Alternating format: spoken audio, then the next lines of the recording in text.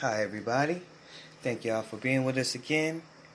And it's a pleasure to be doing this video for you, Rap Stars in the Sky Story. So, what we're going to get into are basically symbols in the sky. So, everything in pop culture from movies, TV shows, music, hip hop, all here, what you're seeing on the screen, are lists of everything that is hip hop and in the culture and everything we wear. And these are the symbols, which are the constellations. You have Pisces, you have Cetus, you have Orion, Gemini. So all of these different constellations and alignments tell a story. Here you can see microphones, that would be Cetus and Pisces. Headphones, Pisces. Could also be Cetus. So always going to be references to what's above our heads. Necklaces, chains, Cetus and Pisces. The medallions is most likely going to be Cetus. Whatever you can think of usually will be Cetus and Pisces. Guns, and see, the superstar is Orion. And he's known as, like, get to the ancients, as the hunter or the man. And you can see all these guns. Any way you look at it, it's going to be Pisces, okay? And so Orion is known as the man or the superstar. And that's what a lot of these, all of these rappers emulate. I was a big hip-hop fan. I'm a lyricist myself, and I do real music. So, I was always into lyrics and the different versatility in hip-hop. And, it changed over time. Now we're going to get into Redman. Now, Redman, back in the day in the 90s, he was one of my favorite MCs. He was pretty much an underground MC with his first couple albums. It wasn't until he got with Method Man and they joined teams that he became like a commercial. But his first couple albums, first 3-4 albums are fire. They were fire to me, and I listened to them a lot. Especially the first two, Muddy Waters, Tales of the Dark Side. And then he had that What album. That was his first. And then, so, to me, he's one of the most animated rappers out there. And his style is real gritty, grungy, but he also has a lot of sharp rhymes. Now, Wu-Tang, I can remember when they came out, and they came out with the 36 Chambers. It's 9 rappers. So I'm like, how are they going to do an album with 9 rappers? But they pulled it off, man. They're probably going to go down as the best rap group of all time, because for what they were able to do and the music that they put out, they mixed martial arts with their lyricism. I just feel like they were one of the best groups to ever do it. And you can see they call killer bees. So that's Cetus and Pisces, the wings of Pisces. And then, the bee being Cetus. So, yeah, Wu-Tang will go down in history as one of the best who ever did it. Next, we'll get into Busta Rhymes. Now, Busta Rhymes, I even call my parents-in-law, their puppy Buster. I call him Busta Rhymes. His name Buster. But Bus, like, he is one of the best ever to do it. Like, he's super animated, super, like, just high energy. His lyrics, his songs, like, really top notch. I would put him top 5. Battle wise, I think you could put him against anybody and he'll stand his own. I don't think too many people could come at Bus. But yeah, he's definitely going down as probably in my top 5. Bus. I'm not that big into hip hop anymore, but back then I'm talking. Now Nas, to me, Nas is like a street poet. Nobody has the same sound as Nas. I haven't seen many people try to imitate him. He's just like a unique lyricist. Like, you can hear the poetry in there, but you also hear like soul and all this different kind of stuff. He's not like imitated like a lot of these other artists are. And I had him That's one of my favorites of all times too. And I had Jay-Z in this video, but I'm gonna save him for another video at another time. So as we go further with Nas, and we'll get back into him and some of these other rappers in a little bit later segment. But yeah, Nas, like his first album and then the next few after that were bangers. Like he was unmatched for a long time. He was like the number one in New York. And we're about to get into Outkast. So Outkast, to me, going down in history as the best rap duo. Nobody could touch them. Like, they were very versatile. They could stand alone on their own. Either one, just hot. Hot lyrics, style, and they kept being versatile with the different types of like albums they came out with. Big Boy's last album was fire to me. That Sir Lucius left foot, that joint was fire. I don't listen to any of this music anymore, and you'll see why later. But yeah, these guys were the ones, like, they were really, really popping. And Grandma could listen to some of those songs. Your mama and your cousin too. Now we getting into Eminem. Eminem, pretty much, like everybody knows, like, you don't want to go against him in a rap battle or nothing like that. You don't want to get him in the crosshairs of, and him target you. But lyrically, and all these stories are really just stories for us, entertainment to talk about.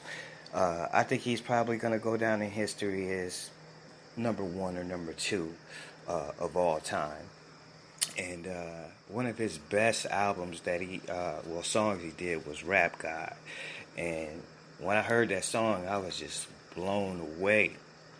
I was blown away, like, because I had never heard. Bus had did that in a previous song, where all these syllables in a short space in time, like during the song, he's a master at that. He's mastered lyrics. Front to back, side. Eminem is on point with his lyrics.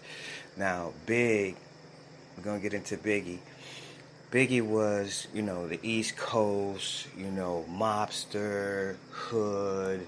And what winded up happening with him is when Puff started putting all the samples in the music, I think that really helped hip-hop, putting R&B in hip-hop. I know a lot of people was not liking that, but it actually fit good with Biggie. Biggie was the epitome of a rapper to me. Like, he really embodied what a rapper really is, talking a whole bunch of junk. And the way he sounded, he had a true rapper's voice to me. Like, he was the epitome of what a rapper is and should be if you're going to call yourself a rapper. But yeah, he had a real strong mobster, mafia type, like, style to me. And here we go with Tupac. Everybody loves Tupac. Still to this day, everybody thinks he's the number one of all time, right? So Pac, very charismatic, and very like outspoken, very in your face, but also, very mindful and thinking of, women and all this other stuff. Even though they say what they say in their music, this and that, whatever, he had a style untouched.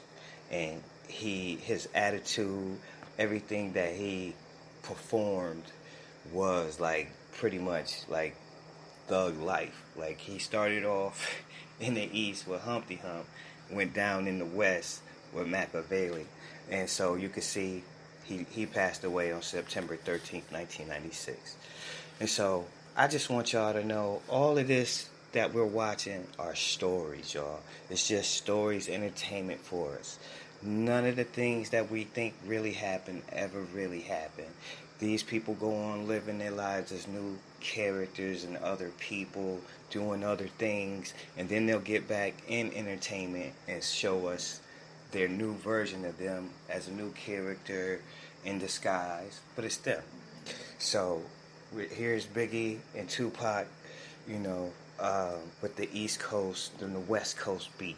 Well, that in itself is a Sky story, and it was pretty remarkable what winded up happening, how they were able to divide the two coasts, and people were dead serious about Biggie or Pac. Whoever they chose, they were dead serious about it. And they divided hip-hop. You know, that's something powerful. This bonus feature, strap on your seatbelts, y'all. It's about to get real crazy.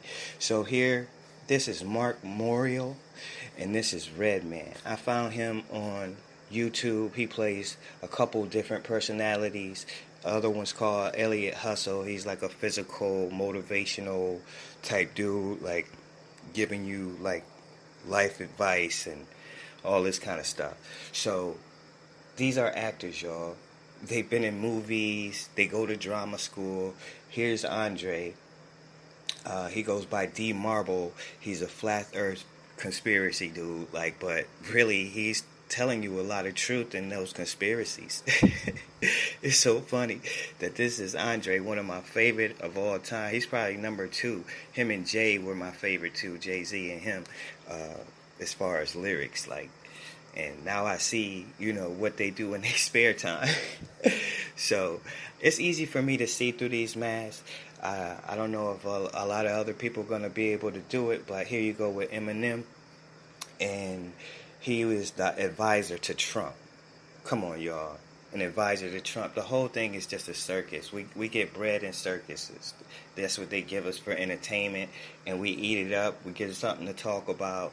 Will the real Slim Shady please stand up? Wasn't that his first song? So they're basically telling you there's clones of him. Yeah, and he's playing one right now as Carter Page. Next, we'll get into Nas. I found him as a sociopath on YouTube playing this personality, and the whole interview is just basically how crazy he is and what's it like being a sociopath, and he's answering questions and all this kind of crazy. Yo, all of this kind of stuff, man, it's like for you to catch and watch it and take something from it, but you don't know that's Nas. This one, you know, I done seen so many of these with the black cop shoot the black boy and the son and the parents come out and they crying and stuff. Here you go, Nas and Paula Patton. They're the parents of Amir Locke, you know, that recently just died. None of those people died. Mike Brown, none of those people, Brenda, none of these people y'all saying, they saying in the news is dying. They do these interviews and they get no justice ever. Look at the dude behind with his hand on Nas's neck. Is that his handler? I feel sorry for him. I feel sorry for entertainers, yo. Like, I used to be so mad and I was so mad at them, you know, and now I let go because they need a healing. Who wants to do this all the time where you got to wear masks and tell lies in the news and all these shows, 2020 and all this?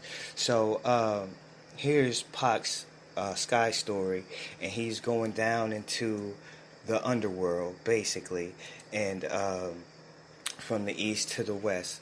And hour after hour, you can see it's going to come up here shortly where the constellations are going to start dipping down below the horizon. So when anything goes below the horizon, that's death. So you died, you rose up, you were born or rose again in the east, and then we die supposedly in the west. In any movie, any story, any song. So you can see Buddhist, which is the fallen man, which would be Pac in this story. And it's a Sky story, y'all. It's all scripted. It's not, he didn't really die. I found all these different celebrities that supposedly died. They're still alive, still doing acting, and still, you know, putting out stories. I used to call them liars. They're not really lying, they're acting, and we believe they're acting. So it's on us, y'all. So that's why I'm doing this, to show that it matters to know the truth, because you could believe anything. Somebody can get you to actually believe anything when none of it is real, especially on TV. Now you can see everything is dipped below the horizon at the 3rd hour when he died. He died at 11:15, 1996, September 13. On the west side, Buddhist is all the way down. and you can see all those other planets and constellations that was there. The moon and sun was there too. Now you can see here we getting into Mike Epps. Now this blew my mind because he plays a pastor, right? And he's really, really good. He's really, really good. He's a better actor than most people think. And a lot of these people wear masks their whole career. Some of them are wearing masks their whole career, and they play a different character, and you can say, wow, that's their real face. Okay, but keep in mind they're in disguise. Here we go. We found, could this be Tupac?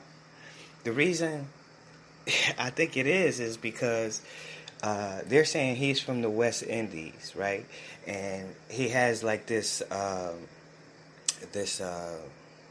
Benson. I don't know if y'all know Benson from that show. He has like that kind of voice, but they're in the Bahamas and they're doing this like gospel.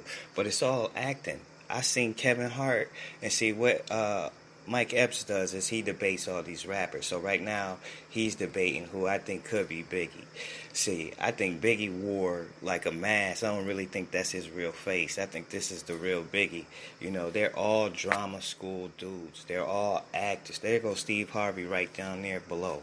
So, you know, we believe what we see, but we got to see beyond and see the manipulation tactics and all of this, because it's up to us, y'all. It's about what we care about, and I care about truth. I care so I can make the right decisions in my life, and knowing that they do this, you know, it saves me my time. And you can see right here, when I was a child, I spoke as a child, understood as a child, thought as a child. But when I became a man, I put childish things away. I don't even consider myself a real man. We are the stars. Orion is the man. He is the hunter. If we consider ourselves him, yeah, it's just like being a rapper or any other image. We are the real stars. So y'all, I just want to send y'all love, give y'all this gift, and just know you're a real star. We got books and merch at starsnearme.com. Please check us out, and thank you for watching. Stay lit and be well.